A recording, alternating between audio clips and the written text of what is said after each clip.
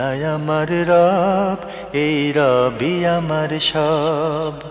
দামে দামে তন মনে তারি অনুভব। তোমার দুনিয়াতে আমি যেদিকে তাকাই, অথই নিয়ামতে ডুবে আছি সবাই। পাক পাখালির গানে শুনি তসবি কালো রব, তসবি কালো রব। আল্লাহ আমার রব, এই রবি আমার সব। আসসালামু আলাইকুম। আলহামদুলিল্লাহ, আসসালাতু ওয়াসসালামু আলা রাসূলিল্লাহ। প্রিয় দর্শক, আপনারা যারা দেশে আছেন প্রবাসে, সবাইকে জানাই অনেক অনেক প্রীতি ও শুভেচ্ছা। শুরু হলো আন্টিভাই আয়োজিত এবং লাভ হলো নিবেদিত জুমাবারের লাইভ অনুষ্ঠান আপনার জিজ্ঞাসা। আপনাদের সাথে আছি আমি জয়নুল আবেদিন আজাদ। আর আপনাদের মনে জায়গা প্রশ্নের জিজ্ঞাসার সরাসরি জবাব দিচ্ছেন বিশিষ্ট আলেম ডক্টর মোহাম্মদ মতিউল ইসলাম। আসসালামু আলাইকুম রহমতুল্লাহি ওয়া বারাকাতুহু। প্রিয় দর্শক, আমাদের আজকের প্রাসঙ্গিক আলোচনার বিষয় পরলোকে বিশ্বাস। চলুন তাহলে জিজ্ঞাসার আলোকিত ভুবনে আমরা প্রশ্ন নিচ্ছি। আসসালামু আলাইকুম। প্রিয় দর্শক, আপনার পরিচয় দিয়ে প্রশ্ন করুন। হ্যালো। জি, আপনাকে শুনতে পাচ্ছি। আপনার পরিচয় দিয়ে প্রশ্ন। ভালো আছেন স্যার? আলহামদুলিল্লাহ। আপনার পরিচয় দিয়ে প্রশ্ন। আমার দুটো প্রশ্ন। আপনার পরিচয়? জি, আমি কিচন থেকে বলতেছি। জি বলুন। আমার বয়স 60 আপ প্রায়। তো আমি যখন উজু করি, 3 বার করে উজু করাটা কি জরুরি? আর আমি যখন পায়ে ধুতে যাই, ক্লিয়ার করতে যাই, 3বারই কি ধুতে হবে হাত দিয়ে? 3বারই কি ডলে দিতে হবে কিনা, মানে আঙ্গুলের ফাঁকে? জি, এই একটা প্রশ্ন। আর আরেকটা প্রশ্ন হচ্ছে যে আমার কোনো আত্মীয় যদি ব্যাংকে চাকরি করে, সে যদি আমাকে কাপড় দেয়, গিফট দেয় পরার জন্য, তো সেটা আমি পড়লে হালাল হবে কিনা, সেটা পরে আমি নামাজ পড়তে পারবো কিনা, বা কোনো উমরাতে গেলে উমরাতে পড়তে পারবো কিনা, এই জিনিসটা ব্যাংকের ইয়েকে আমরা যদি ঘর ভাড়া দিই, তার টাকাটা আমাদের জন্য হালাল হবে কিনা? ব্যাংকের লোকদের কাছে ঘর ভাড়া দিলে? ঘর ভাড়া দিলে। আচ্ছা, প্রচলিত ব্যাংকে না? প্রচলিত ব্যাংক। জি। ধন্যবাদ আপনাকে, আপনি সুন্দর প্রশ্ন করেছেন। প্রথম প্রশ্ন, ওনার বয়স 60 ঊর্ধ্ব, উনি প্রশ্ন করেছেন। উনি জেনেছেন যে অজু প্রত্যেকটা অঙ্গ প্রত্যঙ্গ 3বার করে ধৌত করতে হয়। পায়ের ফাঁকে কি 3বার আঙ্গুল ঢোকাতে হবে, না কম করলে হবে অজু? বিসমিল্লাহ, আলহামদুলিল্লাহ, আসসালাতু ওয়াসসালামু আলা রাসূলিল্লাহ ওয়া বাদ। অসংখ্য ধন্যবাদ বোনকে জীবন ঘনিষ্ঠ প্রশ্ন করার জন্য। না, অজুর অঙ্গগুলো 3বার ধৌত করা মুস্তাহাব। প্রথমবার একবার ধৌত করলে যদি মনে করে যে সমস্ত অঙ্গে পানি লেগে গিয়েছে, তাহলে প্রথমবার ধৌত করা ফরজ, পরে 3বার ধৌত করা মুস্তাহাব, আরও উত্তম। এটা ফরজ না? ফরজ না, কোনো সন্দেহ আর রইল না।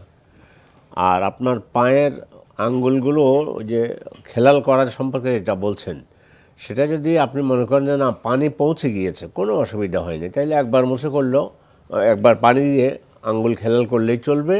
3বার করা প্রয়োজন নেই, যদি আপনি মনে করেন যে পানি পৌঁছে গিয়েছে। আর যদি মনে করেন যে হ্যাঁ আমার আঙ্গুলটা এমনভাবে যে একটু ভিতরে পানি এখনও পৌঁছে নাই, বা আরও একটু ভালো করে খেলাল করে নিলে পানি পৌঁছাবে, তাহলে সেটা অতিরিক্ত করতে পারেন, কিন্তু 3বার করতে হবে, এটা ফরজ না। প্রিয় দর্শক, আমরা জানলাম অজুর সময় অঙ্গ প্রত্যঙ্গগুলো একবার পানি পৌঁছলে যদি আপনি নিশ্চিত হন, তাহলে 3বার করতে হবে। এটা ফরজ না, এটা মুস্তাহাব, এটা উত্তম। আরও প্রশ্ন করেছেন ব্যাংকের প্রসঙ্গে।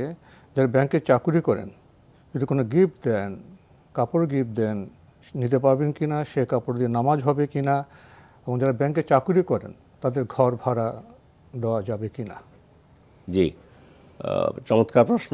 হ্যাঁ, আপনি কাপড় নিতে পারবেন। উনি কাপড় দিচ্ছেন, উনি কোথেকে কাপড় দিচ্ছেন আপনাকে খুঁজতে হবে। ওনার বেতন তো আছে, মানে কাপড়টা হারাম না হলে হলো। হ্যাঁ, ওনার যে টাকা, সে টাকার মধ্যে তো এমনি তো সুদী ব্যাংকের টাকা, ঠিক আছে, ওনার পারিশ্রমিক চাকরির টাকাও তো আছে এখানে। শেষে আপনি ধরে নেন যে সে তার হালাল টাকা থেকে আপনাকে দিয়েছে। আর যেহেতু এই জন্য আপনার এই কাপড় হারাম নয়, কাপড় পরতে পারবেন। এবং আপনি বলছেন যে এই কাপড় পরে আমি এহরাম করতে পারবো কিনা, তাও পারবেন। হ্যাঁ, আপনার মনের ইয়ের জন্য, আত্মতৃপ্তির জন্য আপনি আপনার পয়সা কিনা আপনার কাপড়টা পরে এহরামের কাপড় কিনে বা এহরামের সময় আপনি আপনার কাপড় পরে আপনি করেন, তাওয়াফ করেন বা এহরাম অবস্থায় থাকেন, তা উত্তম, ভালো। কিন্তু যিনি আপনাকে ব্যাংকে চাকরি করে কাপড় কিনে দিয়েছেন, সেই কাপড় আপনার জন্য জায়েজ এবং সেটা হারামও নয়। আর সেটা পরে আপনি তাওয়াফ করলে বা উমরাতে পড়লে বা নামাজও পড়তে পারবেন, সমস্যা নেই। কোনো অসুবিধা আর ঘর ভাড়া দিতে পারবেন? ঘর ভাড়া দেয়া তাও আপনি দিলে আপনি অন্য ধর্মের লোকের কাছে যদি দিতে পারেন, ব্যাংকে যে করে তার কাছে দিতে পারবেন না কেন? পারবেন। তবে একটা কথা হচ্ছে এই, সেটা একটা হাদিস, ওয়ালা ইয়াকুলু তাআমাকা ইল্লা তাকিয়ুন, তোমার টাকাটা খেলেও যেন একজন মুত্তাকি লোক খায়। ফলে আপনি যদি ভালো কোনো লোক, একটু মুত্তাকি দিনদার লোক দিতে পারেন, ভালো। মানে সব ক্ষেত্রে জায়েজ আছে, উত্তম আছে। উত্তম আছে। মানে যারা সুদী ব্যাংকে কাজ করেন তাদের কাছে ঘর ভাড়া দেওয়া জায়েজ, উত্তম প্রসঙ্গে সেটা আপনার বিবেচনা। আপনার বিবেচনা করে থাকলে আমরা জানলাম বিষয়টি সম্পর্কে। প্রিয় দর্শক, প্রশ্ন নিচ্ছে। আসসালামু আলাইকুম, পরিচয় দিয়ে প্রশ্ন করুন। জি আসসালামু আলাইকুম। ওয়ালাইকুম আসসালাম। জি আসসালামু আলাইকুম। ওয়ালাইকুম আসসালাম। কোথেকে বলছেন আমি ভাইয়া? শফিউল করিম বলতেছি চিটাং থেকে। জি ভাইয়া বলুন। জি, আপনারা এই যে খুতবার তরজমা দিলে ওইটাকে বেদাত বলেন কেন? জি, খুতবা যে আরবিতে দেওয়া হয় ওইটাতে বাংলা তরজমা করলে অসুবিধা কি? কোথায় কোথায়? বিভিন্ন জায়গায়। আচ্ছা আচ্ছা, খুতবা তরজমা। আচ্ছা আচ্ছা, ছিল জি। উনি খুতবা যে বাংলা তরজমা দেয়, তরজমার খুতবার আগে জি। আপনারা ওইটাকে বেদাত বলেন কিভাবে? ও আবার কবরস্থানে গিয়ে দোয়া দরুদ কিছু পড়লে ওইটাও বেদাত, সূরা ফাতিহা অথবা কোন সূরা। আমাদের সাহাবীরা কেউ পড়েন নাই, আমাদের নবী জীবিত অবস্থা বলে গেছেন ওনারা সবাই জান্নাতি, ওনাদের কেন কবর জিয়ারত হবে? কিন্তু আপনারা সরাসরি বলে দেন কবরস্থানে গিয়ে সূরা ফাতিহা অথবা অন্য কোন সূরা এভাবে পড়লে এটা বেদাত। বেদাত মানে কি? আচ্ছা আচ্ছা, আপনার প্রশ্ন খুবই না, সুন্দর। আপনারা বেদাত আপনি শব্দটা কিভাবে জি ব্যবহার জি করেন? জি জি জি আপনি সূরা ফাতিহা জি, আপনি কবরস্থানে আপনাকে গিয়ে আমরা উপলব্ধি সূরা করেছি। ফাতিহা পড়লে এটা আপনাকে আমরা উপলব্ধি করেছি। আপনার প্রশ্ন তোর ভাষা আছে, বডি ল্যাঙ্গুয়েজ আছে। মনে হচ্ছে আপনি একটু সংক্ষুব্ধ হয়েছেন আমাদের হয়তো কোনো প্রশ্নের জবাবে। আপনার যেটা প্রচলিত ধারণা আছে তার সাথে হয়তো মিলছে না, এজন্য আপনি হয়তো দুঃখ পেয়েছেন, আপনি সংক্ষুব্ধ হয়েছেন। এরপর আমরা আপনাকে ধন্যবাদ জানাই যে আপনি প্রশ্ন করেছেন এবং আপনি সেই বিষয়টি জানতে চাচ্ছেন। এখানে শুরুতে একটু বলা দরকার, আপনি যেভাবে বললেন, আপনারা বলছেন আমরা নিজেদের কোনো কথা বলি না। আপনি আরেকটু আজকেও আপনি একটু মনোযোগ দিয়ে শুনবেন, আমরা নিজেদের কোনো কথা বলি না। যখন কোনো একটি প্রশ্ন আসে, কোনো প্রশ্নে বিতর্ক থাকে সমাজে, তখন কোরআনের নির্দেশনাই হলো, পবিত্র কোরআনের নির্দেশনাই হলো, তখন তোমরা আল্লাহ এবং তার রাসূলের কাছে ফিরে আসো। অর্থাৎ তখন আমরা কোরআনের আয়াতের কাছে যেতে হবে, রাসূল ইসলাম হাদিসের কাছে যেতে হবে। আমরা সেই মানহাজ, সেই পদ্ধতিটা আমরা মানি শুধু। আজকে আপনি লক্ষ্য করবেন, আপনার প্রশ্নে আমরা যাচ্ছি। আপনি বলছেন যে আরবি খুতবার আগে যে বাংলা অনুবাদ করা হয়, এতে অসুবিধা কোথায়? সাধারণ ভাবনায় এমন প্রশ্ন আসতেই পারে, অসুবিধা কোথায়? আমরা সেই ব্যাপারে আপনার কাছে যাচ্ছি, অসুবিধা কোথায়? জি ভাইয়াকে ধন্যবাদ। আপনি যে বলছেন উনি সংক্ষুব্ধ হয়েছেন, তাও আমি মানে ওনাকে ধন্যবাদ জানাচ্ছি। প্রথম ভাইয়া, খুতবা হলো তো ভাষণ। তো এই ভাষণটা হয়েছে কি কি নিজের ভাষায় দেওয়া উত্তম না আরবিতে দেওয়া উত্তম? এটার মধ্যে মানে দুনিয়ার অনেক বড় বড় স্কলাররা বলছেন আসলে খুতবা নিজের ভাষায় দেওয়া উত্তম। নিজের ভাষণটা মানে শ্রোতারা বুঝতে হবে তো, শ্রোতা বুঝতে হবে। কোরআন এবং হাদিসের ভাষ্য তো তার টেক্সট আরবিতে হবে। আমি বলছি সেটা কোরআনের আয়াতটা বলি, ওমা আরসালনা মির রাসূলিন ইল্লা বিলিসানি কওমিহি লিয়ুবাইয়িনা লাহুম।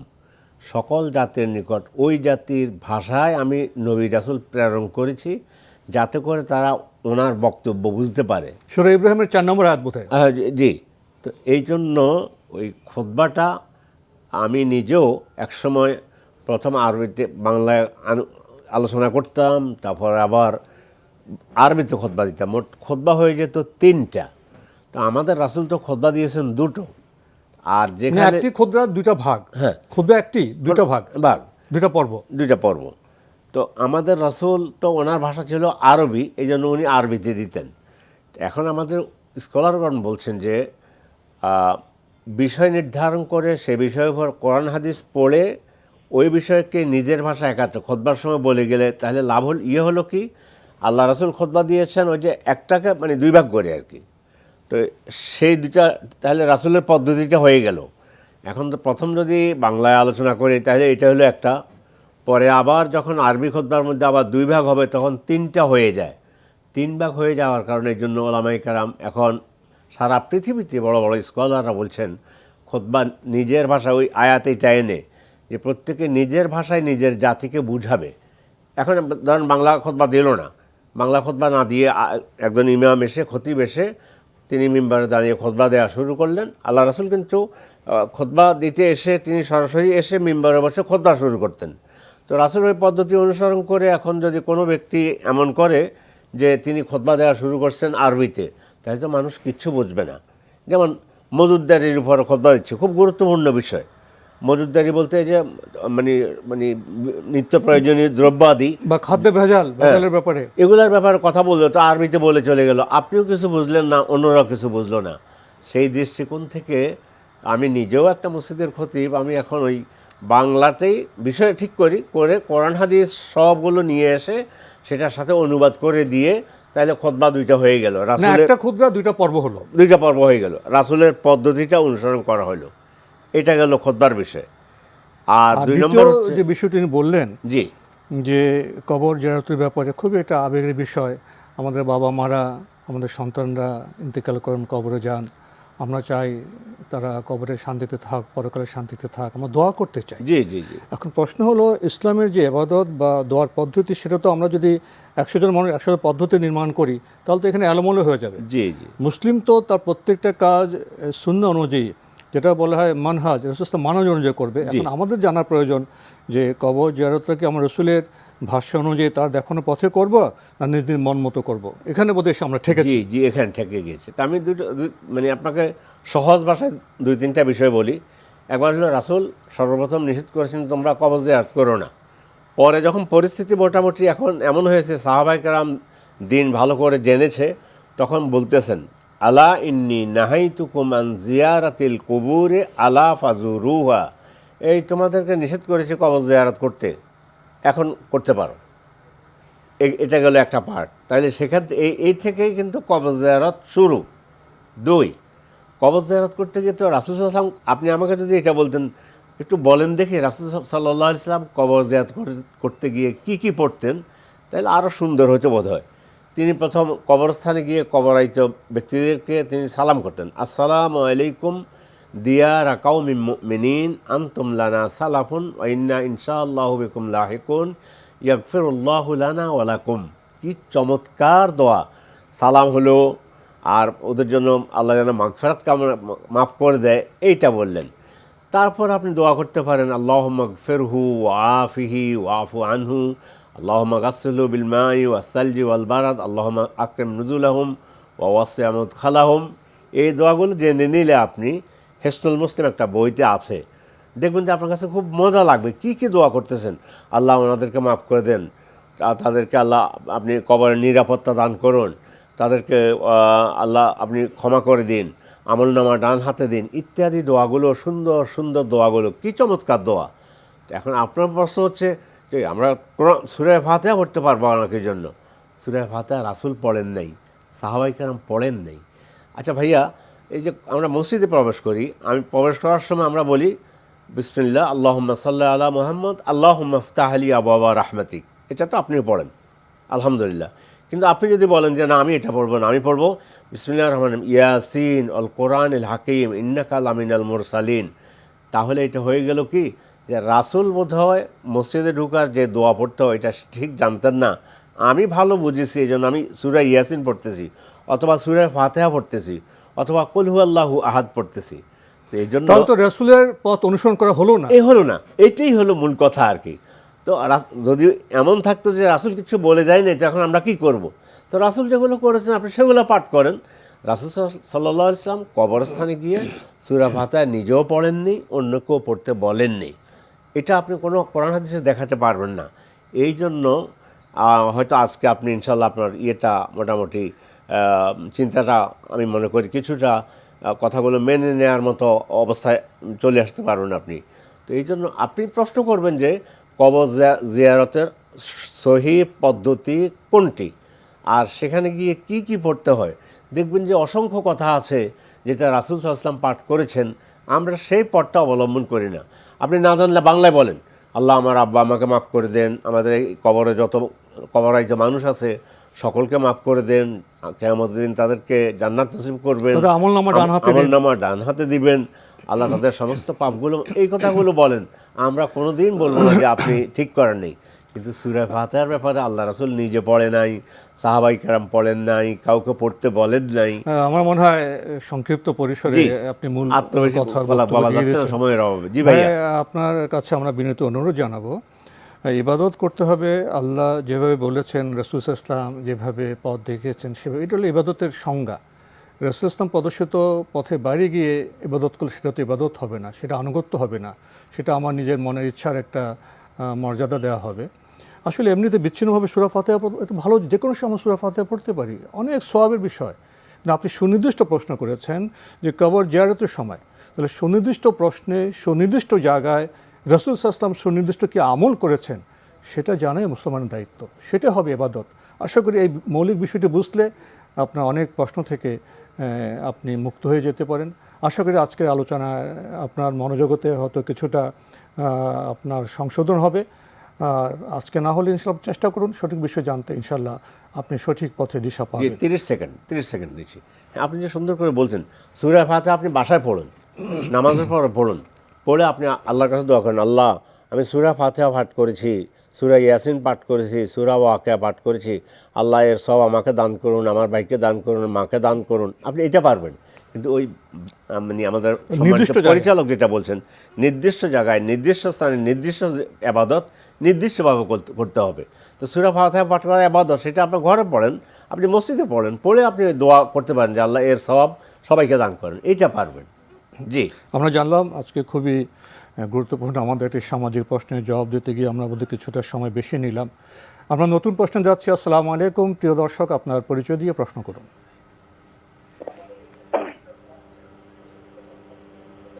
ওয়ালাইকুম আসসালাম, আমার নাম রিপন। জি ভাইয়া বলুন। হ্যাঁ, ওই আমার এক বন্ধু বুঝছেন, আজকে 10 বছর যাবত আপনার সংসার করতেছে, কিন্তু লিখিত ভাবে কোনো ওই যে কাবিন নামাজে ওইটা হয় নাই। এ থেকে সংসারে। আপনি কি লাইনে আছেন? আচ্ছা, আমাদের ভাইয়ের লাইনটি তো কেটে গেল, কিন্তু উনি যেটা বলতে চাচ্ছেন, ওনার এক বন্ধু সংসার করছেন, মানে বিয়ে শাদী করে সংসার জীবনযাপন করছেন, লিখিত কাবিন হয়নি। একটি হলো কাবিন, আর একটি হলো ইসলামী বিয়ের শরিয়া পদ্ধতি। একটু আলোকপাত করবেন? হ্যাঁ, চমৎকার কথা বলেছেন। কাবিন ভিন্ন একটা জিনিস। আপনি যদি আপনার লাইনটা কেটে গিয়েছে, নইলে কিন্তু আপনাকে জিজ্ঞাসা করা নেওয়া হতো।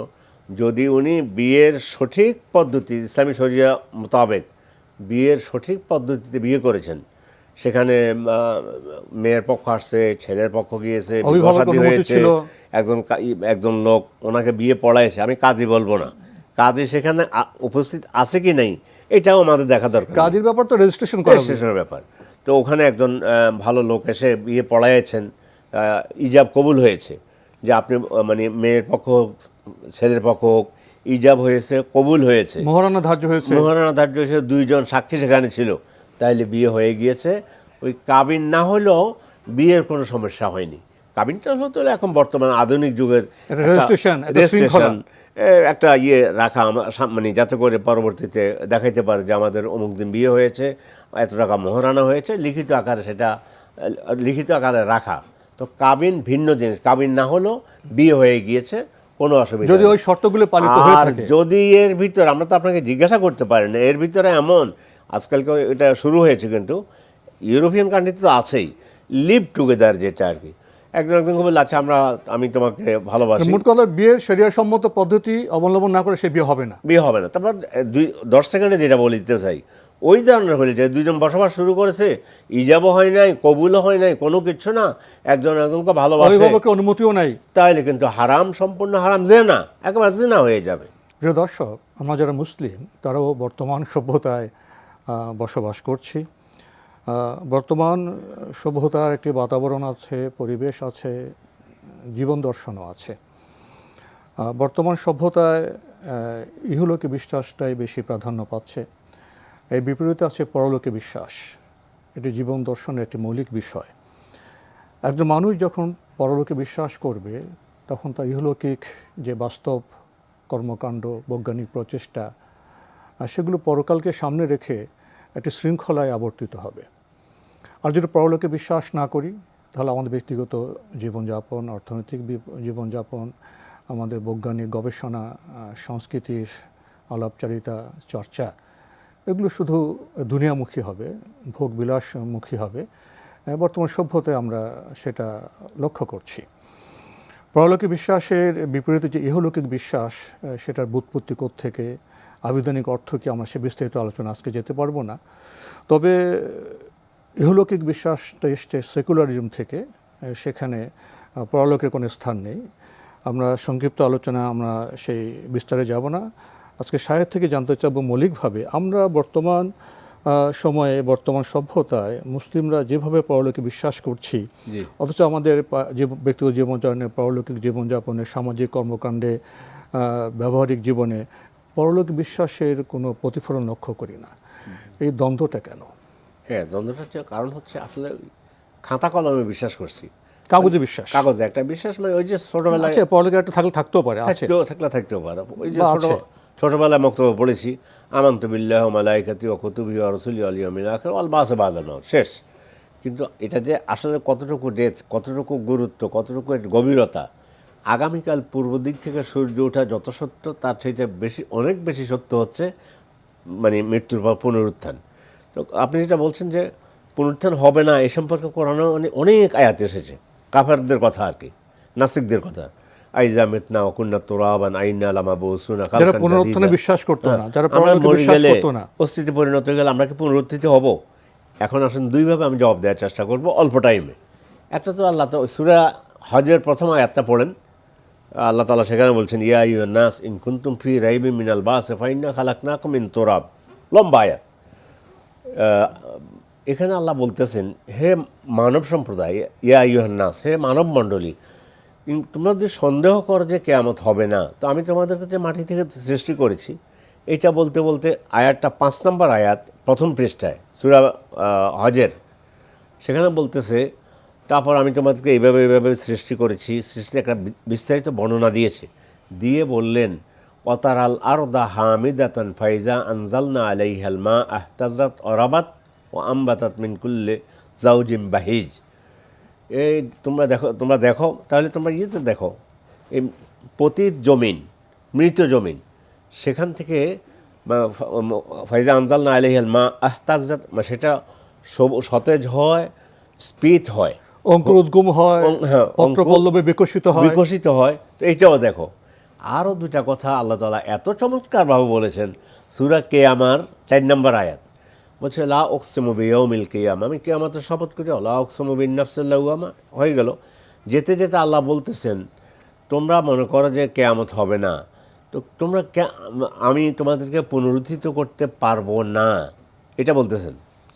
আয়াহসাবুল ইনসানু আল্লান নাজমাআ ইযআমা, মানুষ কি ধারণা করে আমি তার হাড় এবং অস্থিগুলো একাত্র করতে পারবো না? তো এইটা বলার পর বলছে, বালা, আল্লাহ এটা বলে না, এ শোনো আমি পারবো। বলছে, কেন পারবো না? কেন নয়? আমি যদি তোমাদের আঙ্গুলের ডগাগুলোকে এত সুন্দর করে সুবিন্যস্ত করে তৈরি করতে পারি। দুজন বৈজ্ঞানিক, একজন হলো হিন্দু, একজন আজিজুর রহমান নামে মুসলমান, কিন্তু ব্রিটিশ আমলে 1882 সাল থেকে 1892 সাল পর্যন্ত গবেষণা করে ওনারা বের করছেন এই যে ফিঙ্গারপ্রিন্ট, যে পৃথিবীতে একজনের সাথে একজনের ফিঙ্গারপ্রিন্ট মিলবে না। তো যে আল্লাহ বলতেছেন, এখন আমি যদি তোমাদের আঙ্গুলের ডগাগুলোকে এত সুন্দর এবং সুবিন্যস্ত করে তৈরি করতে পারি যে পৃথিবীর একজনের সাথে একজনের মিলবে না, তাহলে আমি কেন তোমাদেরকে পুনরুত্থিত করতে পারবো না? আরেকটি কথা বলেই শেষ করব। বুখারী শরীফের হাদিস 4900, হয়তো 35 নইলে 70, দেখে নেবেন। আমি যেহেতু এখন নিজের মেমোরি থেকে কথা বলতে, এটা উপরে আমার আলোচনা ছিল, আমার সম্মানিত দর্শকদেরকে বলছি, এবং এটা আমাকে আমার ইমানকেও বাড়িয়ে দিয়েছে। সেটা হচ্ছে এই সর্বশেষ বিজ্ঞানের যে গবেষণা, দুটো বিষয়। একটা হলো জার্মানের একজন চিকিৎসা বিজ্ঞানী হ্যান্স স্পেম্যান, উনি জার্মানির সর্বশ্রেষ্ঠ মেডিকেল লেখাপড়া করে এইটার উপরে গবেষণা করতে গিয়ে ফিজিওলজিতে তিনি গবেষণা করেছেন, করে উনি পেয়েছেন নোবেল পুরস্কার পেয়েছেন।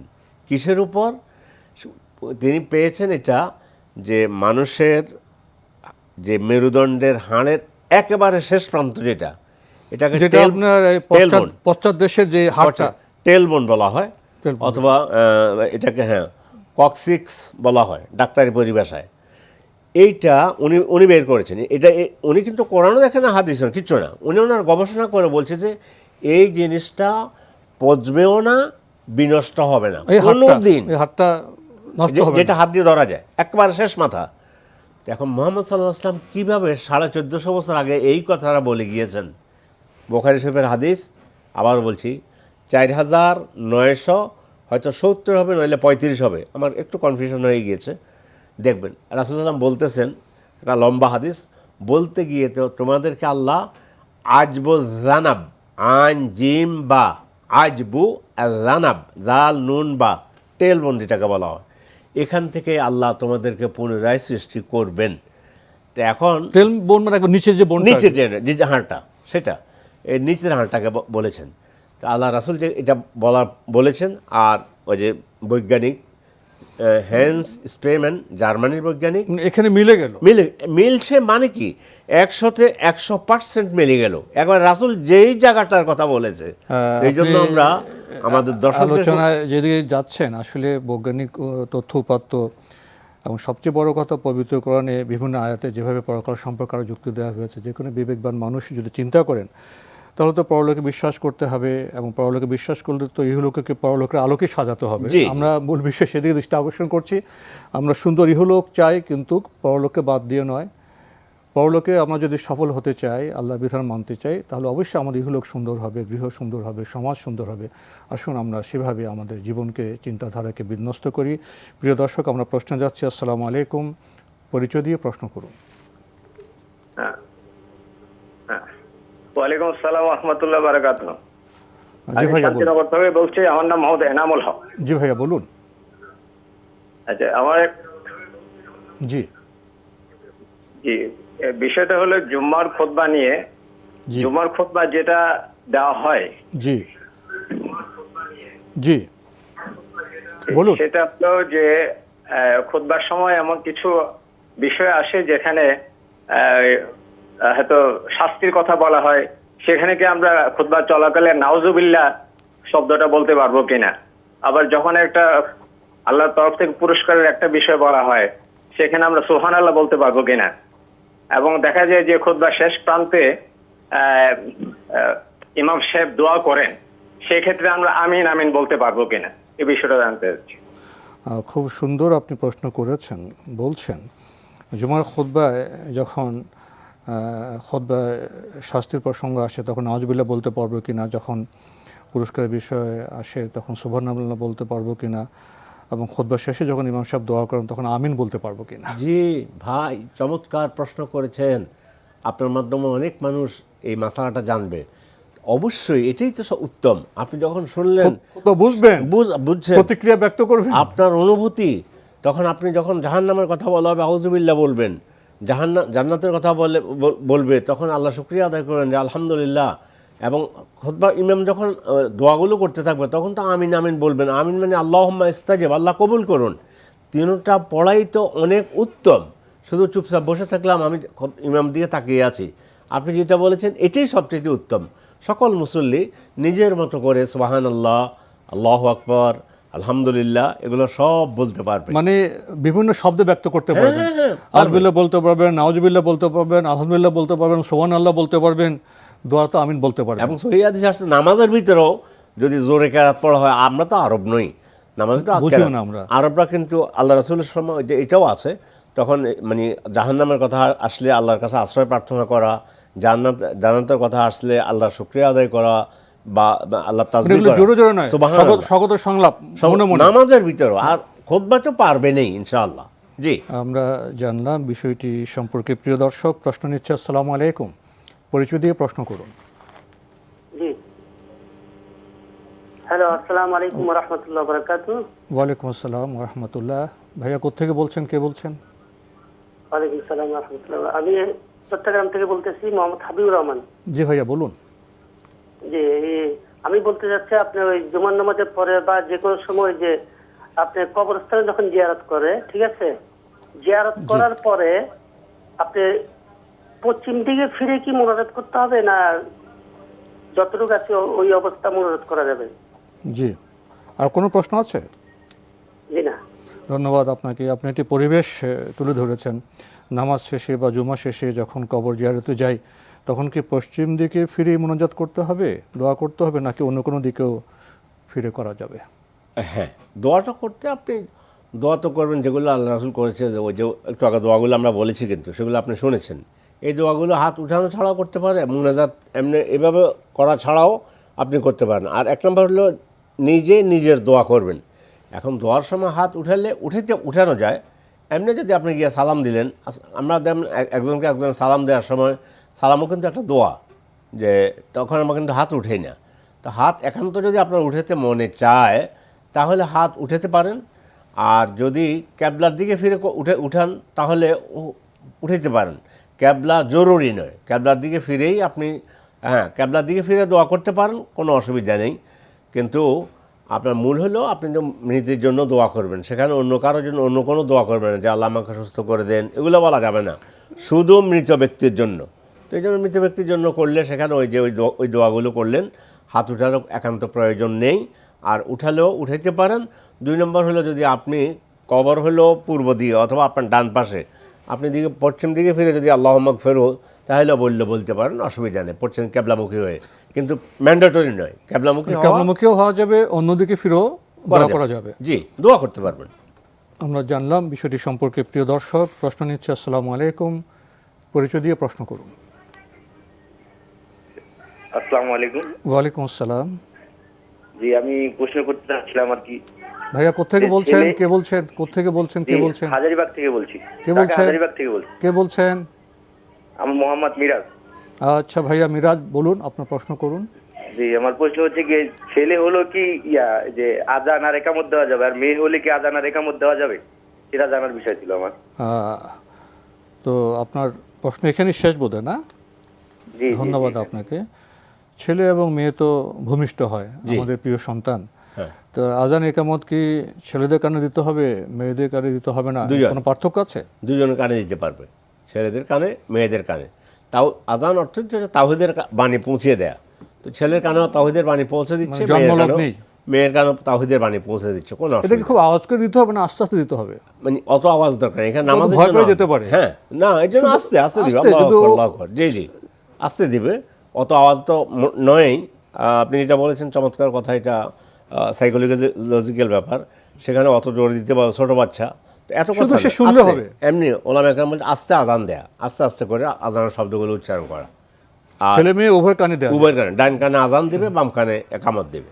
জি, এটাকে ডান কামটা কি নির্দিষ্টভাবে এভাবে করতে হবে নাকি? এটাই এসেছে ওই ডান কানে আজান দেওয়ার ব্যাপারে আর বাম কানে একামত দেওয়ার ব্যাপারে।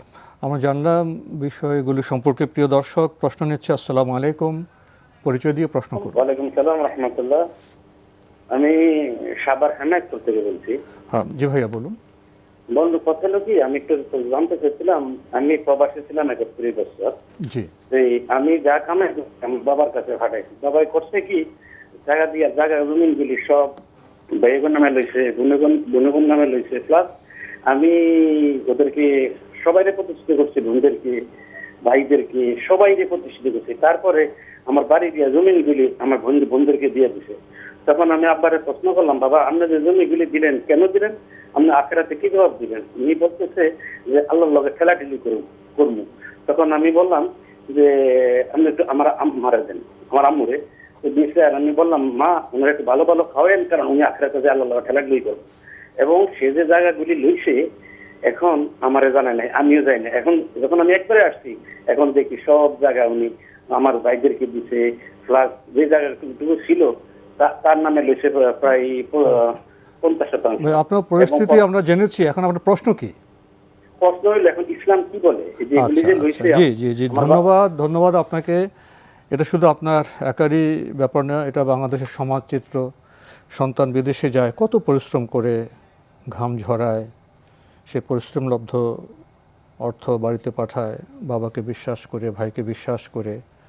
কিন্তু যখন দীর্ঘদিন পরে 20, 25, 30 বছর পরে দেশে আসেন, দেখেন সঠিক কাজ হয়নি। যিনি টাকা পাঠিয়েছেন তার নামে জমিন বাড়ি না করে নিজের নামে, অন্যের নামে, ছেলের নামে, মেয়ের নামে। আরেকটি চিত্র যখন এসে বললেন, বাবা আপনি কী করলেন, তখন অধ্যতপূর্ণ কথা বললেন, ভুল কথা বললেন। তো এক্ষেত্রে ইসলামের বক্তব্য কী? আপনি টাকা পাঠিয়েছেন কি পাঠান নাই, একটা হলো আপনার দুঃখের কথা যে টাকা পাঠালাম আমি, জায়গা জমি সব হয়ে গেল অন্যের নামে। এটা তো কত বড় জুলুম, এটা বলার মতো না। 2 নম্বর হলো আপনার 1 টাকাও সেখানে নেই। আব্বা 10 কাঠা জমির মালিক, 10 বিঘা জমির নিজের বাবার সম্পদ। সেই সম্পদ তো বাবা সঠিকভাবে আপনাকেও দেবে, সবাইকে যতটুকু কাউকে বঞ্চিত করতে পারবে না, সেটাও পারবে না। বাবার তো ওখানে ওটা কোনো দেওয়ার কোনো অধিকার নেই। ডাক্তার যখন ওনাকে মৃত ঘোষণা করবে তখন ওই সম্পদের ওইতে যার কাছে যাওয়া, যেভাবে চলে যাওয়া সেভাবে চলে যাবে। আল্লাহ ভাগ করে দিয়েছেন। আল্লাহ ভাগ করে দিয়েছেন। ওই ভাগ বাবা যদি এমনও করতেন যে ঠিক আছে আপনি যা পাবেন একবার চুল পরিমাণ আপনাকে ওইটাই দিয়ে গিয়েছে, সেটাও জায়েজ। যেখানে নেই বাকিটা তো কীভাবে হইতে পারে। তো এই জন্য আমরা বলবো, এই জন্য আপনি আপনার বাবার জন্য দোয়া করি, আল্লাহ ওনাকে মাফ করে দিন, জান্নাত নসিব করুন। আমি মেসেজ দিচ্ছি এটা সারা গোটা জাতির জন্য। এটা জাতীয় রোগে পরিণত হয়েছে মাসালা না জানার কারণে। বাবার কোনো অধিকার নেই, জীবিত দশায় তিনি তার সম্পদ ভাগ করে দেবেন। কেন উনি জীবিত থাকতে 10 মিনিট আগে ওনার সম্পত্তি তো উনি জীবিত অবস্থায় উত্তরাধিকার দিতে পারবেন না। ওনার ইন্তেকালের পরে কোরআন নির্দিষ্ট সম্পদ বন্টন হবে। উনি মৃত্যুবরণ করবেন তখন ভাইয়েরা বোনেরা সবাই বলে 10 দিন পরে, 20 দিন পরে, ওই দিন হলো ওনার মৃত্যুর পরে তখন ওনার সম্পদ বন্টনের দিকে যাবে। এর আগে কেউ বন্টন করার অধিকার রাখে না। অনেকে বলে যে আচ্ছা আমি মরে যাচ্ছি, ছেলেমেয়েরা আবার যাতে গন্ডগোল না করে, তো সবাইকে সবাইটা ঠিক মতো দিয়ে গেলাম, এই অধিকার না, ঠিক মতো তো কোরআনই আছে, বন্টন কীভাবে হবে। যেখানে এই অধিকার নেই সেখানে বাবা যেটা করে গেছেন, আমরা ওনার জন্য দোয়া করি, আপনিও দোয়া করেন, কিন্তু এটা উনি ঠিক করেন। আচ্ছা, এখন যে বাস্তব অবস্থা যে উনি ভুল কাজটা করে গেছেন, এই যে তো ওনাকে তো জবাবদিহির মুখোমুখি হতে হবে অবশ্যই। এখন যে ভাই বোনদের নামে জমিনে লিখে গিয়েছেন, ভুল কাজটা করেছেন, তারা কি বাবার কল্যাণে ওনারা আবার কি এটা পুনর্মূল্যায়ন করতে পারেন না? অবশ্যই ওনারা বলবেন যে না, এটা আব্বার তো ঠিক করে দেয় না, আচ্ছা ভাই এই সম্পত্তি এখন তোমারটা তুমি নিয়ে যাও। উচিত হলো বাবাকে সমঝোতা করা, যে আল্লাহ তারপরে বলবে যে আল্লাহ আব্বাকে মাফ করে দেন, তিনি তো ঠিক করে যান নেই। এই জন্য সমঝোতা করে বোনদের প্রতি, ভাইদের প্রতি অনুরোধ রইল আপনাকে যেন আপনার সম্পদটা ফিরিয়ে দেয়, যদি বাবার জন্য ভালোবাসা থাকে। এই জন্য বলি, অন্যের দুনিয়ার জন্য নিজের আখেরাত কেউ যেন বরবাদ না করে। প্রিয় দর্শক, আজকের প্রশ্ন থেকে আমরা 2টি বিষয়ে শিক্ষা পেলাম। যারা টাকা পাঠাবেন তাদের বুঝতে হবে টাকা যার হাতে তারই হয়। এমন ব্যবস্থাপনা তো এখন আছে, আপনি নিজের নামেই টাকা পাঠান, তারপর দেশে এসে আপনি ভাইকে দেন, বোনকে দেন, বাবাকে দেন, আপনার সম্পদ আপনি বন্টন করবেন। কিন্তু যখন সিদ্ধান্তে ভুল করেন, ব্যবস্থাপনায় ভুল করেন, তার ফল তো ভোগ করতে হয়। এখন যখন আপনি ভুল করেছেন, আপনার বাবাও ভুল করেছেন, এখন তো সংশোধনের পথ আছে। আপনার ভাই বোনরা যারা আপনার সম্পদ এখন মালিক, সামাজিকভাবে বা আত্মীয় স্বজন যাদেরকে মানা হয়, তাদের বসুন, সমঝোতে আসুন, বাবাকে গুনাহ থেকে মুক্ত করুন, নিজেরা সম্পদের সুষম সুন্দর বন্টনের মাধ্যমে একটি সুন্দর পরিবেশে বসবাস করুন। এটা আমাদের আহ্বান। প্রশ্ন নিচ্ছি। আসসালামু আলাইকুম। প্রিয় দর্শক, পরিচয় দিয়ে প্রশ্ন করুন। আমি চাঁদপুর থেকে বলছি, রেহানা। জি বলুন। আমার প্রশ্ন হলো, আল্লাহ রাসূল 2 রাকাত সুন্নাত পড়ত, তো হাদিসে আসছে বা আপনাদের এখানে শুনছি যে সূরা কাফিরুন দিয়ে সুন্নাত আদায় করতে। এখন সূরা কাফিরুন তো হলো ছোট সূরা, এখন সুন্নাত কি কি সূরা দিয়ে আল্লাহ রাসূল আদায় করতে, এবং ছোট সূরা পড়ার পরে কি বড় কোনো কোরআনের আয়াত বা বড় কোনো সূরা দিয়ে কি ফরজ পড়া যাবে? আর কোনো প্রশ্ন আছে? জি আছে। জি বলুন। এবং বিতির নামাজ 3 রাকাত, 3টা সূরা পড়ি। এখন আমার প্রশ্ন হলো, যদি আমি 1 রাকাত পড়ি বিতির নামাজ, তখন আমি কি বড় সূরা দিয়ে পড়বো না শুধু সূরা ইখলাস দিয়ে পড়বো? ধন্যবাদ আপনাকে। আপনার প্রথম প্রশ্ন 2 রাকাত সুন্নত প্রসঙ্গে, আপনি এখানে কি সূরা পড়বেন মিলাবেন এই নিয়ে আপনি দ্বিধায় আছেন। কি সূরা কাফরুন পড়তে হবে, বড় সূরা পড়তে হবে, ছোট সূরা পড়তে হবে, এবং একই ধরনের আপনি প্রশ্ন করেছেন বিতির নামাজ প্রসঙ্গে 3 রাকাত পড়েন, 1 রাকাত পড়তে গেলে কি বড় সূরা পড়বেন না ছোট সূরা পড়বেন? চমৎকার প্রশ্ন, নামাজের সাথে সম্পৃক্ত। আপনার এখতিয়ার যেভাবে পড়েন, আল্লাহ তাআলা কোরআনে বলছে ফাক্কারা ও মা তায়াসসারা মিনাল কোরআন, কি সহজ করে দিয়েছেন। কোরআন থেকে পড়ো যেটা তোমার কাছে সহজ মনে হয়, তোমার কাছে ভালো লাগে, ভালো লাগে।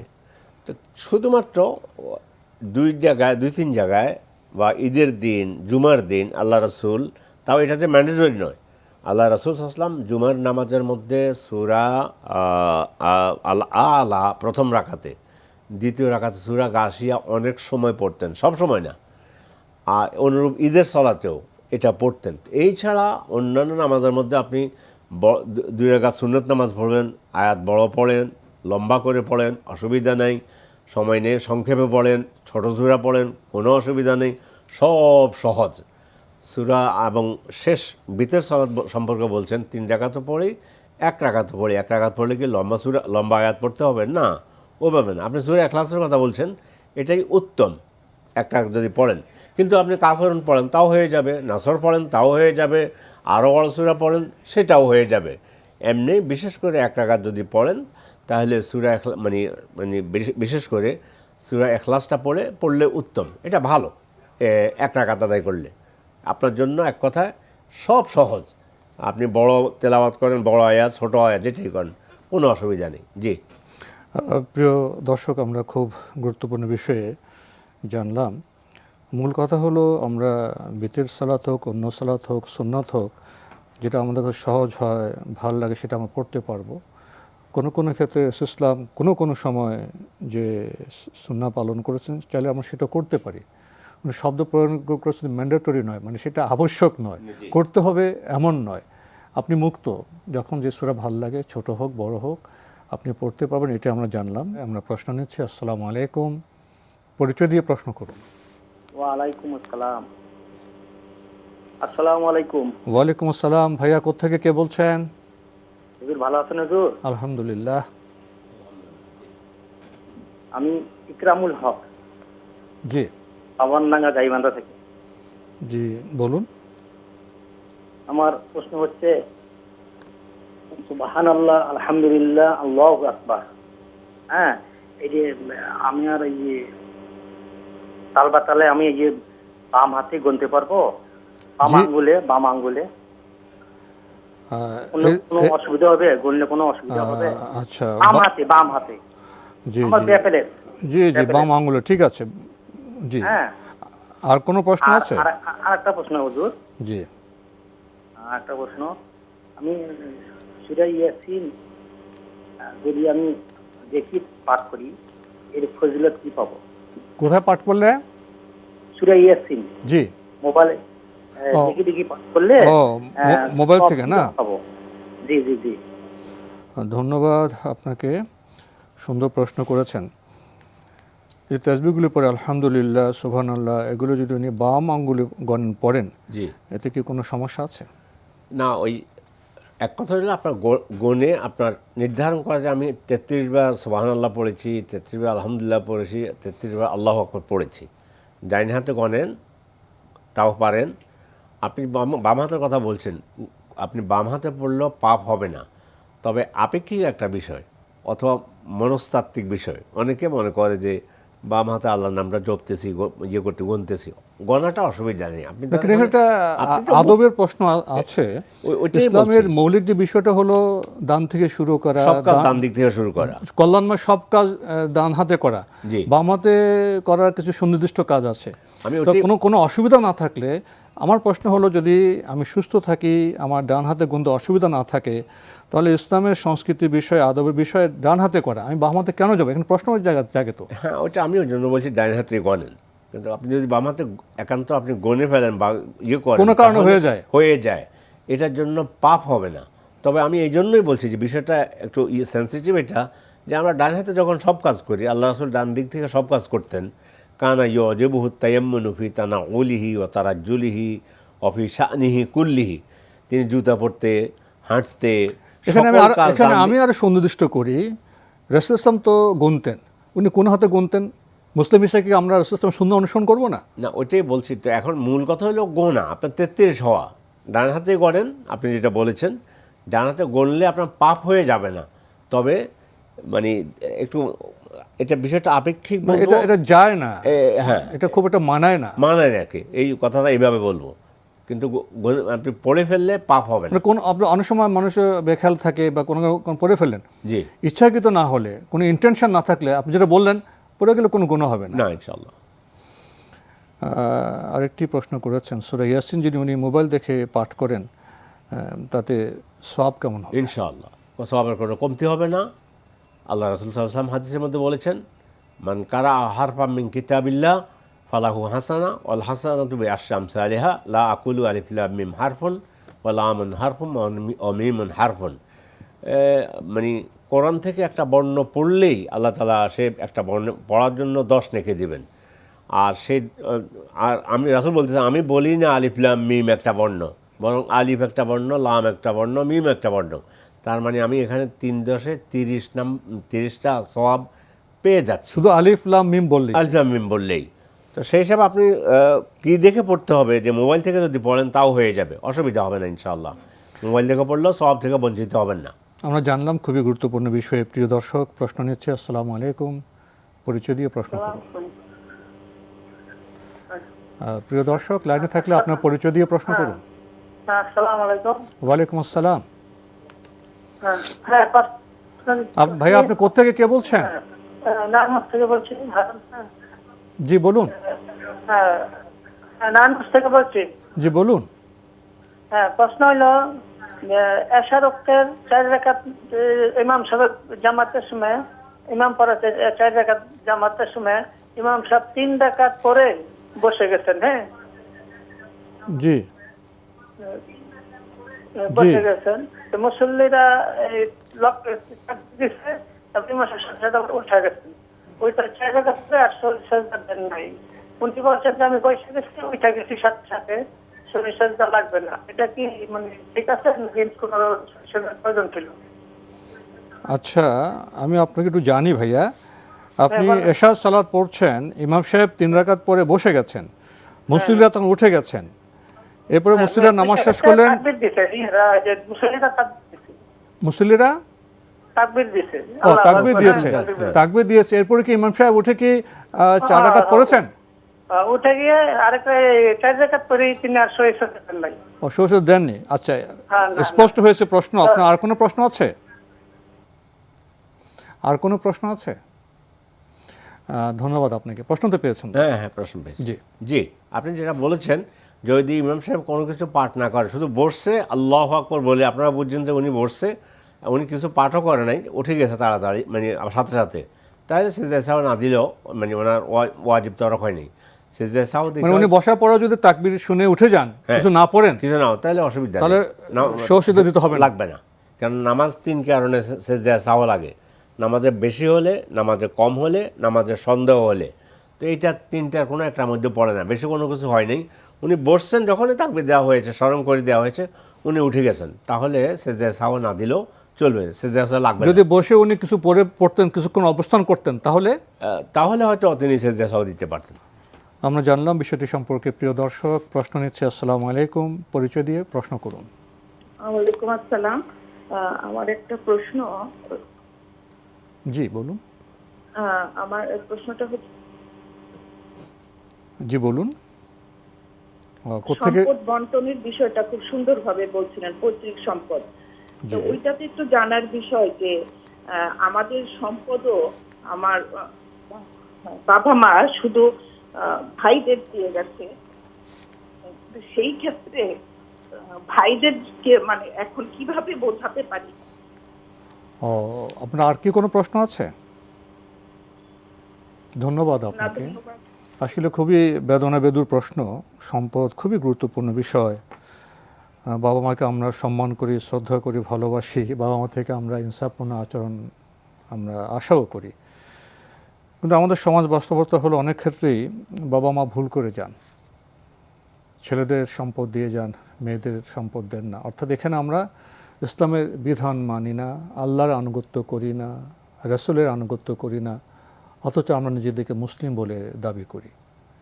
এ বোনের প্রশ্নের মূল বিষয় হলো, আগের প্রশ্নের রেশ ধরে উনি প্রশ্ন করেছেন যে শুধু ভাইদের সম্পদ দিয়ে গেলেন, বোনরা বঞ্চিত হলেন, এখন করণীয় কি হতে ওই পারে? তো এটা বলতে হয়, তিলকা হুদুদুল্লাহ ফালা তাতাদুহা, এটা আল্লাহর সীমানা, এটা লঙ্ঘন করো না। তো আব্বা এটা লঙ্ঘন করে গিয়েছেন। আমরা আপনার আব্বার জন্য বদোয়া করি না। উনি বেঁচে থাকতে অনন্ত সম্পদের উপর আবারও বলছি হাত দেওয়ার অধিকার নেই। যদি উনি বেঁচে থেকে আপনাকে আপনারটা পুরোপুরি দিয়ে যেত তাহলে যাই ছিল না। আর সম্পদ বন্টন হবে উত্তরাধিকার ইন্তেকালের পরে। হ্যাঁ, ওখানে সম্পূর্ণ তিনি আপনাকে বঞ্চিত করেছেন। আপনার কান্নাও আমরা মানে বুঝতে পেরেছি, চোখে পানি চলে এসেছে। আপনার সাথে আমরা দুঃখিত এই জন্য যে আসলে আব্বা যে কাজটা করে গেছেন এটা মোটেও ঠিক কাজ করেননি। অন্যান্য আব্বার জন্য, পিতার জন্য এই মেসেজটা দিচ্ছি, অন্যের দুনিয়ার জন্য, ছেলেদের দুনিয়ার জন্য আপনি নিজের আখেরাত হারালেন। তো এটার চেয়ে বড় দুঃখ কী হতে পারে? এবং কি বাবা এটা গেলে তো বাবা আচ্ছা দেয়নি, বাবা মরে গেছে, এখন সন্তান সম্পদ বন্টনের মধ্যে বসছে। এই সময় দেখা যায় যে ছেলেরা বলে যে বোন তোরা তো এগুলো আসলে ঠিক না, বোনেরা সম্পদ নিলে এটা মানে ঠিক নয়, তো কেমন দেখায়, আমাদেরকে মোটামুটি দিয়ে দে একটা কিছু লামসাম দিয়ে। এই কথাগুলো সম্পূর্ণ ভুল। ভাই যদি 2% মালিক হয়, বোন যদি 1% মালিক হয়, ওই 2% উপরে ভাইয়ের যে অধিকার, ওই 1% উপরে বোনের ওই অধিকার। বোনকে বুঝিয়ে দিতে হবে, বোন মালিক হওয়ার পরে বোন কি করবে সেটা বোনের এখতিয়ার। হ্যাঁ, বোনের এখতিয়ার, ভাইয়ের তো এখতিয়ার বলতে পারি। এক কথা মালিক করে দিতে হবে প্রথমে। হ্যাঁ, মালিক তো করতেই হবে, মালিক তো হয়েই গিয়েছে, মালিক হয়েই গিয়েছে বোন। তারপর আবার চাওয়াটা তো লজ্জার বিষয়। তোমাকে আল্লাহর বন্টনে তুমি এটা পেয়েছো, আমি এটা স্পষ্ট পেয়েছি। বিধান রয়েছে। এখন করণীয় কি? এখন যে ভাইরা তো সম্পদের মালিক হয়েছে, বোনরা বঞ্চিত হয়েছে, এখন ভাইরা তো জানলেন যে বাবা ভুল করেছেন, বাবাকে জবাবদিহি করতে হবে, এবং বাবার প্রতি যদি দরদ থাকে, সম্মান থাকে, ভাইরা কি এখন এটা সংশোধন করতে পারেন না? অবশ্যই। সম্মান মানে কি? বাবাকে জাহান্নাম থেকে মুক্ত করার জন্য, অথবা এই অপরাধ থেকে মুক্ত করার জন্য ভাইদের উচিত হলো একবার হুবহু কড়া ক্রান্তি হিসাব করে বোনকে যেটা পাওয়ার সেটা বোনকে দিয়ে দেবে, এবং আল্লাহর কাছে বলবে যে আল্লাহ আব্বু তো ভুল করে গিয়েছে, আমরা সেটা দিলাম, মাফ করে দেন, ক্ষমা করে দেন। এটা হলো ভাইদের দায়িত্ব। আমরা খুবই গুরুত্বপূর্ণ বিষয়ে অবগত হলাম। প্রিয় দর্শক, প্রশ্ন নিচ্ছে। আসসালামু আলাইকুম, পরিচয় দিয়ে প্রশ্ন করুন। লাইনে আছেন? হ্যাঁ, লাইনে। যে আপনার পরিচয় দিয়ে প্রশ্ন করুন। ওয়ালাইকুম আসসালাম। হ্যালো, আমরা আপনাকে শুনতে পাচ্ছি। আসসালামু আলাইকুম। এটা কি এনটিভির প্রোগ্রাম? জি, এনটিভির প্রোগ্রাম হচ্ছে, আমরা আপনার কণ্ঠ শুনতে পাচ্ছি, আপনাকে সালাম দিচ্ছি। আসসালামু আলাইকুম, আপনার পরিচয় দিয়ে প্রশ্ন করুন। হ্যাঁ, আমি জানতে চাচ্ছিলাম যে জি, হ্যালো, আপনাকে শুনতে পাচ্ছি। হ্যাঁ শুনতে পাচ্ছি। আপনার পরিচয় দিয়ে প্রশ্ন করুন। টিভির সামনে আছি তো আমি, যার আপনার টেলিভিশনের ভলিউমটি কমিয়ে প্রশ্ন করুন, আপনার প্রশ্নটি করুন। হ্যাঁ, আমি অ্যাকচুয়ালি আমার ব্যাংকে কিছু টাকা রাখছি, যেহেতু আমার স্বামীকে জানাইনি এই কারণে যে ব্যবসা করে, অনেক সময় আমার বিপদ আপদে সেটা দেখা যাচ্ছে যে হাজবেন্ড জানলে হয়তো ব্যবসায়িক ক্ষেত্রে খরচ করে ফেলবে, এই জন্য আমি তাকে জানাই রাখিনি। তবে আমি সেই অ্যামাউন্টের উপরে প্রত্যেক বছরই আপনার জাকাত প্রদান করে থাকি নিজের থেকেই। এখন এটা আমার মানে মাঝে মধ্যে খুব খারাপ লাগে যে আমার হাজবেন্ড জানছে না, কিন্তু আমি মানে তারই জিনিস দেখাচ্ছে আমার একটা স্ত্রী হিসাবে টুকটাক করে রেখে দিই, এই কারণে যে বিপদ আপদের সময় সন্তানরা লেখাপড়া করে, অনেক সময় প্রয়োজন হয়, এই জন্য আমি স্বামীকে জানাই না, কিন্তু নিজের কাছে অপরাধবোধ কাজ হয়। এই জন্য একটু জানতে চাচ্ছি যে এটা মানে ইসলামিক দৃষ্টিকোণ থেকে আমি কি অপরাধ করে যাচ্ছি? এই সম্পদের সোর্স তো আপনার স্বামী, আপনার স্বামীরই সম্পদ, তাই না? জি, কিন্তু আমি রাখি। জি জি, আপনার বক্তব্য স্পষ্ট হয়েছে। আপনার কি আর কোনো প্রশ্ন আছে? আর একটা প্রশ্ন আছে। জি। আমি যখন বেতের নামাজ একটু আগে শুনলাম যে 1 রাকাত বেতের নামাজ পড়া যায়, কিন্তু ওই পড়াটা কি দোয়া কোনো তো ওই সিস্টেমে পড়তে হবে? যে 1 রাকাত বেতের নামাজে যদি আমি দোয়া কোনো দিয়ে যেভাবে শেষ করি সেভাবেই শেষ করতে হবে? জি, ধন্যবাদ আপনাকে। আপনি খুবই গুরুত্বপূর্ণ দুটি প্রশ্ন করেছেন। আমাদের সাংসারিক জীবনে অনেক কিছু ঘটে যায়, অনেক চিন্তা আমরা করি, আমরা অনেক সময় সঠিক চিন্তা করি বা অনেক সময় ভুল চিন্তা করি। আপনার প্রশ্নটি হলো, আপনার স্বামীরই সম্পদ, আপনি নানাভাবে ওটাকে আপনি জমিয়ে রেখেছেন বেশ কিছু অর্থ, আপনি বছর শেষে হিসেব করে জাকাতও দেন। এখন আপনার যেখানে একটা অপরাধবোধ কাজ করছে, আমি তো স্বামীকে জানালাম না, এটা কি আসলে অপরাধ হচ্ছে, ভুল হচ্ছে ইসলামের দৃষ্টিতে? 2 ভাগ প্রশ্নের। এক ভাগ হলো প্রয়োজনীয় খরচের জন্য স্বামীর আছে, দেয় না, ছেলে মেয়েদের লেখাপড়া এগুলো কিছু দেখভাল করে না স্বামীর মতো, তাহলে যতটুকু প্রয়োজন পূরণের জন্য ততটুকু নেওয়া জায়েজ আছে। কিন্তু প্রয়োজন নেই, স্বামী সব কিছুই খরচ করতে যাচ্ছে, আমি আস্তে আস্তে ওনার পকেট থেকে বা ওনার থেকে ওনার অজান্তে টাকা নিচ্ছি, এইটা কিন্তু জায়েজ হবে না। জায়েজ হবে কোনটা? আপনার প্রয়োজন পূরণের জন্য, আপনার প্রয়োজন পূরণের জন্য আপনাকে টাকা দেয় না, ছেলে মেয়েদের প্রয়োজন পূরণের জন্য টাকা দেয় না। আবু সুফিয়ান একটু কৃপণ টাইপের লোক ছিলেন। ওনার স্ত্রী তখন রাসূলকে এসে জিজ্ঞাসা করেছেন, তখন ওই প্রয়োজনীয় এটুকু নেওয়ার জন্য আল্লাহ রাসূল অনুমতি দিয়েছেন। কিন্তু প্রয়োজন সব কিছু স্বামী প্রয়োজন পূরণ করে, তারপরেও ওনারকে না জানিয়ে টাকা এভাবে নিতে পারবেন না, এটা নেওয়া ঠিক হবে না। এখন আমাকে জানাবেন, জানালে স্বামী খুশি হতে পারেন, তুমি তো সঞ্চয়ী। জি জি, এটা বিষয়টি স্পষ্ট হলো। আরেকটি প্রশ্ন করেছেন, উনি জেনেছেন যে 1 রাকাত বিতর নামাজ পড়া যায়, এর প্রেক্ষাপট কি এবং সেখানে দোয়া কুনুত পড়া যাবে কি? জি, যেভাবে বলছেন পারবেন। ওই তো 1 রাকাত আপনি আল্লাহু আকবার বললেন, সূরা ফাতিহা পাঠ করলেন, সূরা ইখলাস পাঠ করলেন। এখন এসে 2 প্রকার। একটা হলো আল্লাহু আকবার বলে রুকুতে গিয়ে রুকু থেকে উঠে তারপরে দোয়া কুনুত পাঠ করলেন, আল্লাহর কাছে দোয়া করলেন, 1। 2 নম্বর হলো রুকুতে না গিয়ে আপনি সূরা ফাতিহা পড়লেন, সূরা ইখলাস বা অন্য কোনো সূরা পড়লেন, তারপরে আপনি দোয়া কুনুত পাঠ করলেন, তারপরে যথারীতি রুকুতে গেলেন, রুকু থেকে উঠলেন, আবার সেজদায় গেলেন, নামাজ শেষ এভাবেই করবেন। তো এইভাবে দোয়া কুনুত পড়ার নিয়ম বিধান আছে। শুধু বললাম, আপনি প্রথমে রুকুতে গেলেও একটা অপশান আছে, রুকু থেকে উঠে পড়া আর রুকুতে না গিয়ে পড়া, সেটাও পারবেন। তো যেটা বাইতুল্লাহতে দেখেছি বা বিভিন্ন বড় বড় ইমামরা করেন, ওনারা ওই করেন, রুকুতে গিয়ে সেখান থেকে উঠে মানে করেন, কুনুত পাঠ করে তারপরে সরাসরি সেজদায় চলে যান। এটাই সবচেয়ে উত্তম বলে আমি মনে করি। আমরা আজকে 1 রাকাত বিতর নামাজের একটি পদ্ধতি জানলাম। প্রিয় দর্শক, আমাদের দেশে আমরা একটি পদ্ধতিতে বেশি অভ্যস্ত, ফলে বিতর নামাজে যে অনেক বৈচিত্র্য আছে, রাকাতের বৈচিত্র্য, পড়ার বৈচিত্র্য, এগুলি সম্পর্কে না জানার কারণে আমাদের মধ্যে অনেক প্রশ্ন জাগে। আসলে বিতর নামাজে রাকাতের বৈচিত্র্য আছে, পড়ার পদ্ধতিতে বৈচিত্র্য আছে, এগুলো জানলে বোধহয় আমরা তেমন অবাক হব না। প্রিয় দর্শক, সময়ের কারণে আমরা আজকে আর প্রশ্ন নিতে পারছি না, তবে আপনাদের অবগতির জন্য জানাতে পারি, আপনার জিজ্ঞাসা অনুষ্ঠানটি সপ্তাহে রবি, সোম, মঙ্গল, বুধ এই 4 দিন বিকেল 5:30টায় সম্প্রচার হয়ে থাকে। ওইসব অনুষ্ঠানে আপনাদের মনে জাগা প্রশ্ন চিঠির মাধ্যমে, ইমেলের মাধ্যমে পাঠাতে পারেন। আমাদের ঠিকানা পরিচালক আপনার জিজ্ঞাসা, এনটিভি বিএসএসি ভবন, 7ম তলা, 102 কাজী নজরুল ইসলাম এভিনিউ, কারওয়ান বাজার, ঢাকা 1215। ইমেল অ্যাড্রেস আপনার জিজ্ঞাসা @ntbbt.com।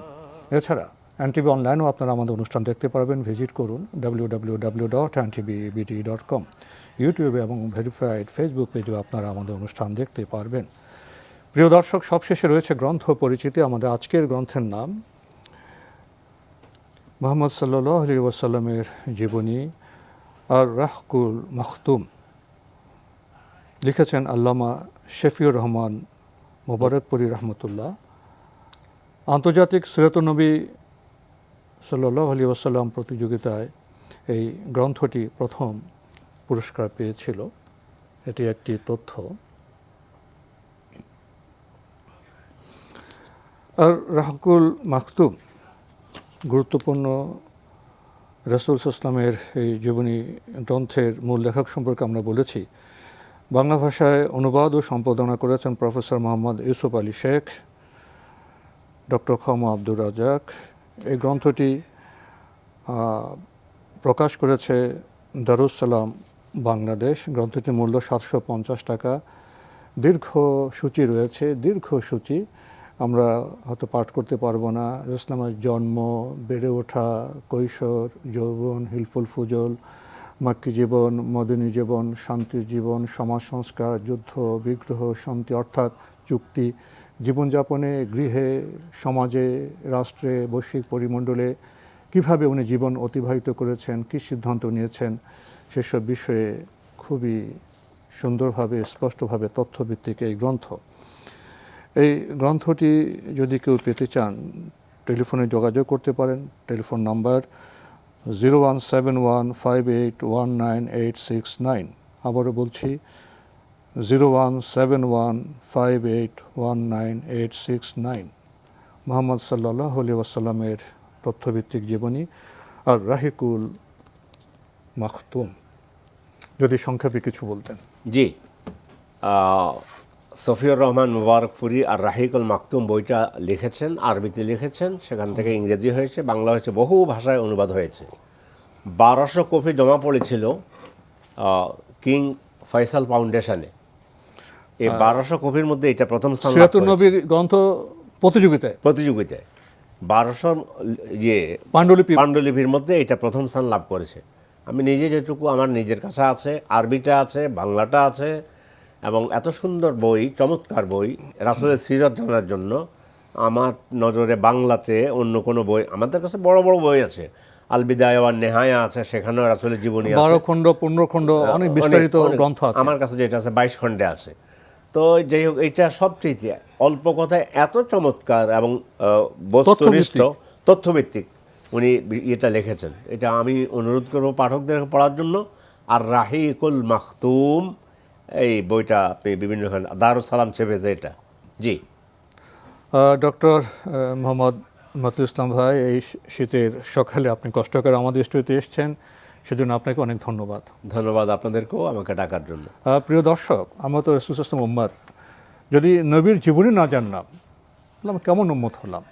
গ্রন্থে ভরপুর আমাদের লাইব্রেরি, কিন্তু টেবিলে কি রাসূল সাল্লাল্লাহু আলাইহি ওয়াসাল্লামের জীবনী আছে?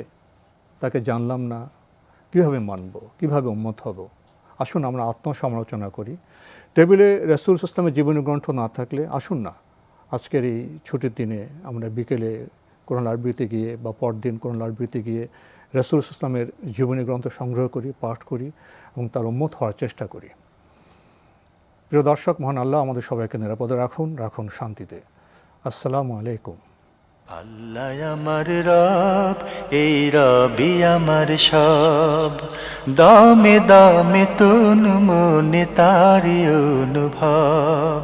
আল্লাহ আমার রব, এই রবি আমার সব, দামে দামে তুন মনে তারি অনুভব।